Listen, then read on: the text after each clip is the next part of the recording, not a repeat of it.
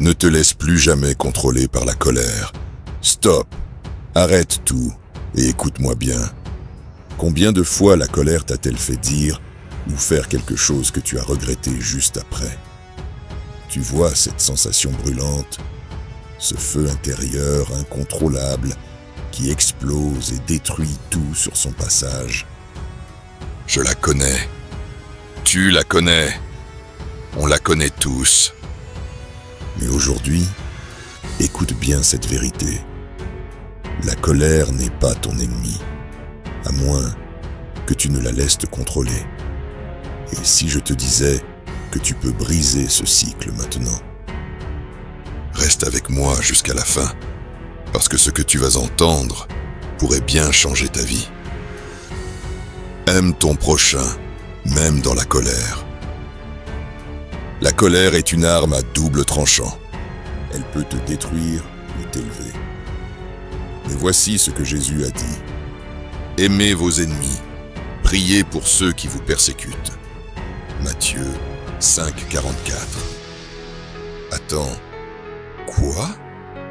Tu veux dire que je dois aimer ceux qui me blessent? Oui, parce que la colère est un poison qui te ronge de l'intérieur. Elle brûle, consume, détruit tout sur son passage. Elle te fait croire que tu as le contrôle, alors qu'en réalité, elle te contrôle.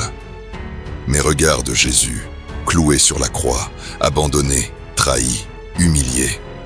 Il aurait pu répondre par la haine. Il aurait pu appeler une armée d'anges pour le venger. Mais il a choisi l'amour. Père, pardonne-leur, car ils ne savent pas ce qu'ils font. C'est ça, la vraie puissance. Aimer quand tout en toi hurle vengeance. Si Jésus peut t'aimer dans la souffrance, alors toi aussi, tu peux apprendre à maîtriser ta colère. Parce que la vraie force, ce n'est pas exploser, c'est pardonner et avancer. Maîtrise ta langue et ton cœur. Combien de fois as-tu dit une phrase que tu aurais voulu reprendre immédiatement après? Ce qui sort de la bouche vient du cœur, et c'est ce qui souille l'homme. Matthieu 15, 18. Ce que tu dis révèle ce qu'il y a en toi. Si tu es rempli d'amertume, tes paroles seront du venin. Elles blesseront, empoisonneront les relations et sèmeront la discorde. Si tu es rempli de paix, tes mots seront un baume qui guérit. Ils apaiseront, réconforteront et construiront des ponts au lieu de creuser des fossés. Ce que tu dis n'est pas anodin. Chaque mot que tu prononces façonne ta réalité. Alors aujourd'hui, je te pose la question.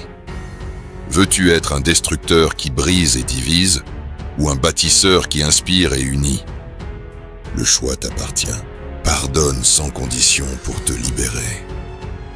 Le pardon, ce mot qui fait peur. Il sonne comme une injustice, comme si en lâchant prise, tu donnais raison à ceux qui t'ont blessé. Tu as été trahi, blessé, abandonné. Et maintenant, tu devrais pardonner? Mais écoute-moi bien.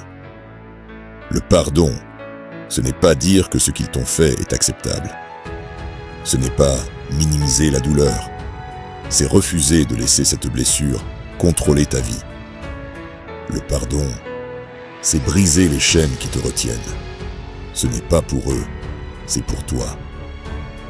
Écoute bien, le pardon, ce n'est pas oublier, ce n'est pas excuser, c'est te libérer. Pardonne-nous nos offenses, comme nous pardonnons aussi à ceux qui nous ont offensés. Matthieu 6, 12. Quand tu refuses de pardonner, c'est toi qui souffres. Alors, aujourd'hui, lâche prise. Ne donne plus à ton offense le pouvoir de contrôler ton futur. Que la prière soit ton refuge. La colère est une tempête, mais la prière est l'abri. Quand tu ressens cette rage monter en toi, stop. Ne laisse pas cette émotion te posséder. Ne lui donne pas le contrôle de tes paroles, de tes actions, de ton cœur. Respire. Compte jusqu'à 10 si tu dois. Ferme les yeux. Visualise la paix que tu veux ressentir. Avant de parler, avant d'agir, prie. Déverse ton fardeau devant Dieu. Il est plus grand que ta colère. Il est plus grand que cette situation. Laisse-le te remplir de sa sagesse, de sa paix, de son calme inébranlable. Venez à moi, vous tous qui êtes fatigués et chargés, et je vous donnerai du repos. Matthieu 11 20. Jésus ne t'a jamais demandé de porter seul tes fardeaux. Alors, pourquoi continuer à le faire? Cultive l'humilité pour dominer ta colère. La colère naît souvent de l'orgueil. Tu veux avoir raison. Tu veux imposer ta vision. Tu veux que l'autre souffre autant que toi. Mais à quoi cela sert-il vraiment? L'orgueil fait croire que céder, c'est perdre. Mais en réalité, c'est l'orgueil qui te retient prisonnier. Regarde bien. Chaque fois que tu refuses d'écouter, chaque fois que tu laisses la colère dicter ta réaction, tu deviens esclave de tes émotions. Et si la vraie force, c'était l'humilité, et si le vrai pouvoir, c'était de lâcher prise au lieu de vouloir écraser, la colère monte, mais tu as le choix. Laisse l'orgueil derrière toi et prends le chemin de la paix. Stop. Celui qui s'abaisse sera élevé. Luc 14:11.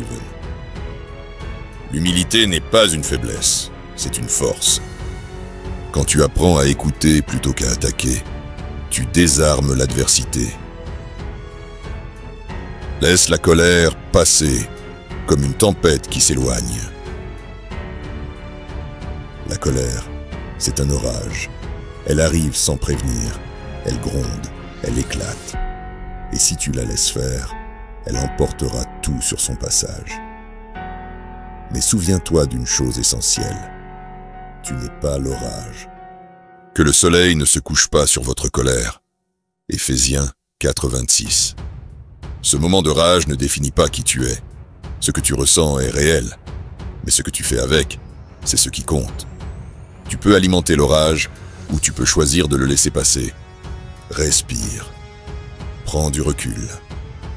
Priez miesto. Parce que Dieu est plus grand que cette tempête. Il n'est pas impressionné par la foudre de tes émotions. Il est la paix après l'orage. Laisse-le calmer la tempête en toi. Remplis ton cœur de gratitude. La colère te vole la paix.